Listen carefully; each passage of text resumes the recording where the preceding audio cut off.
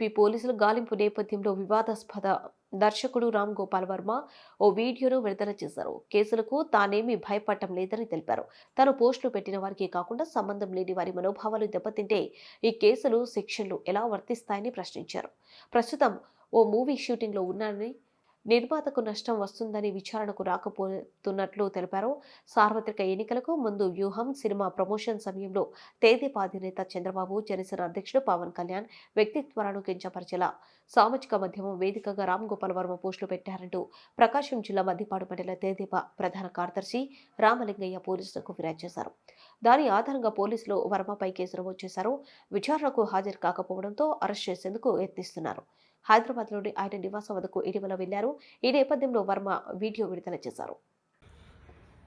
Extremely sorry to disappoint అంటే ఇప్పుడు ఉనికిపోతున్నాను, మంచం కింద కూర్చొని ఏడుస్తున్నాను అని అందరూ what ever the media speculating, వాళ్ళందరికీ చిన్న డిసప్పాయింట్మెంట్గా ఉండొచ్చు వీడియో. ఇక్కడ పాయింట్ ఏంటంటే I just want explain the whole concept. ఇప్పుడు నేను ఆల్మోస్ట్ ఒక 1 year బ్యాక్ ఏదో ట్వీట్స్ పెట్టాను అనే ఎలిగేషన్. ఆ ట్వీట్స్ ఎవరో మనోభావాలు దెబ్బతిన్నాయి. ఇక్కడ విచిత్రం ఏంటంటే 1 year బ్యాక్ పెట్టిన ట్వీట్స్ 4 డిఫరెంట్ ప్లేసెస్లో, 4 డిఫరెంట్ జ్యూరిస్డిక్షన్స్లో నలుగురికి ఒకే 3-4 రోజుల వ్యవధిలో వాళ్ళ మనోభావాలు దెబ్బతిన్నాయి. వాళ్ళు ఆ పరంగా కంప్లైంట్ ఇవ్వడం, కేసులు పెట్టడం జరిగింది. ఇక్కడ పాయింట్ 1, ఎవరి మీద అయితే నేను పెట్టానని వాడు చెప్తున్నారో వాళ్ళకి లేదు, ఎవరో థర్డ్ పార్టీ, అసలు సంబంధం లేనివాడు.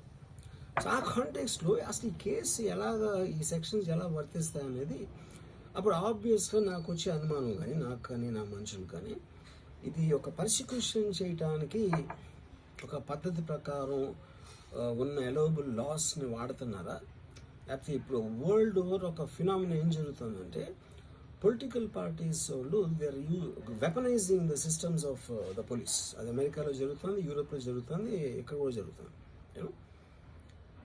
అప్పుడు నేను ఏ ఒక్క వ్యక్తిని, ఒక పోలీస్ ఆఫీసర్ని కానీ, ఒక పొలిటికల్ పర్సన్ కానీ నేను బ్లేమ్ చేయట్లా. I think it happens in certain ఒక ఏమంటారు దాన్ని, ఒక వే. అది అందరూ కూడా ఎంతో కొంత అది చేయటానికి టెంప్టేషన్ ఉండొచ్చు. But eventually there is the law of the land which will take the final call. So అది that I completely agree, believe in that and I abide by that as a citizen.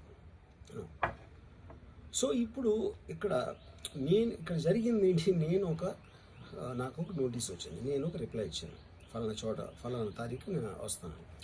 అప్పటికి నాకు జరుగుతున్న పని ఒక ongoing schedule ఉంది కాబట్టి, నాకు film work ఉంది కాబట్టి అవ్వలేదు. అండ్ ఇట్ ఈస్ వేరే ప్రొడ్యూసర్కి చేస్తాను, ఆ ప్రొడ్యూసర్కి నష్టం వస్తుంది కాబట్టి నేను మళ్ళీ టైం అడిగాను. ఇదేంటి కేసు, ఇదేం అర్జెంట్ కేసు అంటే 1 year తర్వాత ట్వీట్ చూసిన అతనికి 1 weekలో అన్నీ అయిపోవాలనేది ఏమన్నా మీనింగ్ ఉంటుంది అసలు దానికి? So which